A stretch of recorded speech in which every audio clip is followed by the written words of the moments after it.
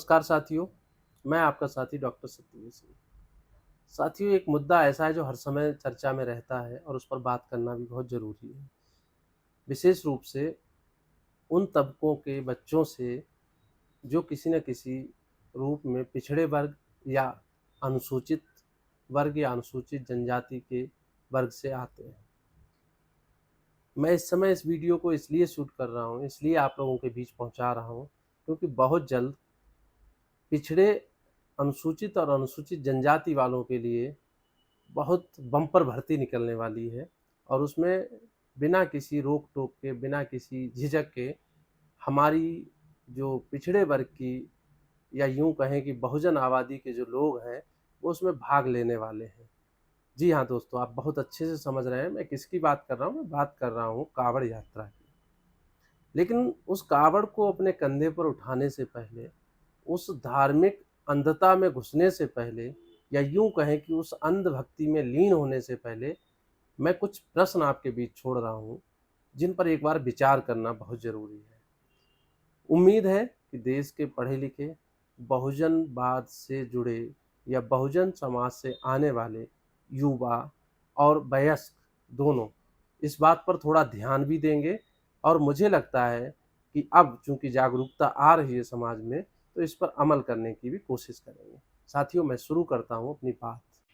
आप लोगों के लिए जो पहला प्रश्न छोड़ रहा हूँ, वो कुछ इस तरह से है कि सबसे पहले आपको यानी आप उन युवाओं को जो बहुत जल्दी आप उस व्यवसाय में लगने वाले हैं, उनको ये प्रश्न ज़रूर करना चाहिए अपने आप से, सरकार से और ज़िम्मेदार लोगों से। प्रश्न ये करना चाहिए कि 10% आरक्षण बनाम आरक्षण, अंतर क्या है दोनों में? ये बहुत समझने की ज़रूरत है। सबसे पहले शुरू करता हूँ कि 5% आरक्षण माँगा था गुर्जरों ने राजस्थान में। 72 लाशें गिरा दी गई थी सरकार के द्वारा। आगे बढ़े तो देखा कि 6% आरक्षण की माँग की थी पटेलों ने गुजरात में। 87 लोग शहीद हो गए थे इस माँग को पूरा करवाने के लिए।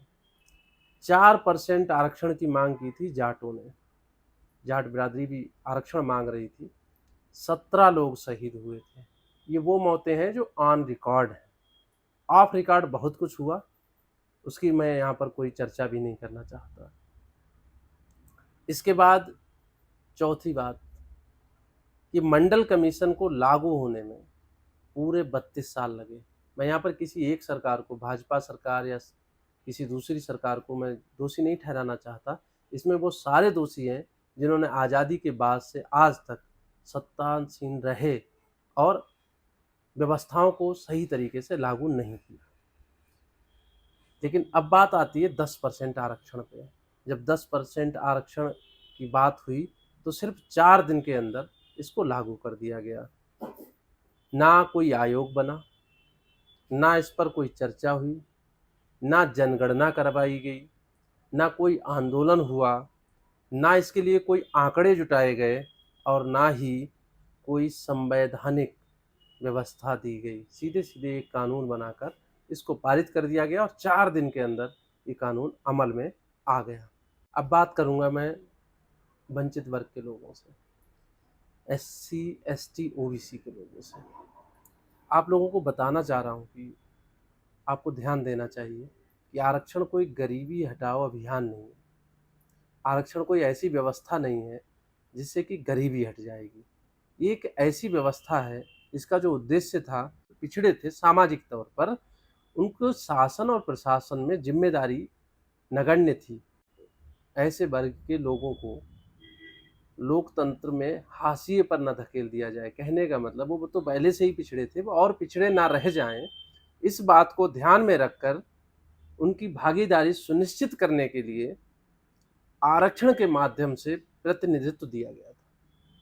सीधे तौर पे समझें, मैं दोबारा से इस बात को रिपीट करूँ कि ये कोई गरीबी हटाओ अभियान नहीं है।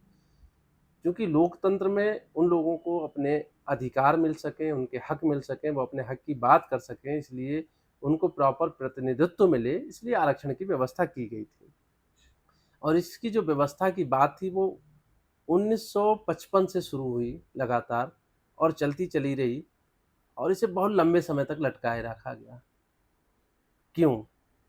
ये दूसरा प्रश्न है, विचार कीजिएगा। आगे बढ़ता हूँ अगली बात पर। इस क्यों का थोड़ा-सा जवाब मैं भी देना चाहूँगा, क्योंकि ओबीसी के लोगों ने आरक्षण या कहें कि हिस्सेदारी को ना तो कभी समझा और ना माँगा। ये उनकी कमी है, सरकार की कमी नहीं है, ओबीसी वर्ग के लोगों की कमी है कि उन्होंने ना तो आरक्षण की व्यवस्था को प्रॉपर तरीके से कभी समझा और ना ही अपने हक यानी आरक्षण को माँगा। और करते क्या रहे?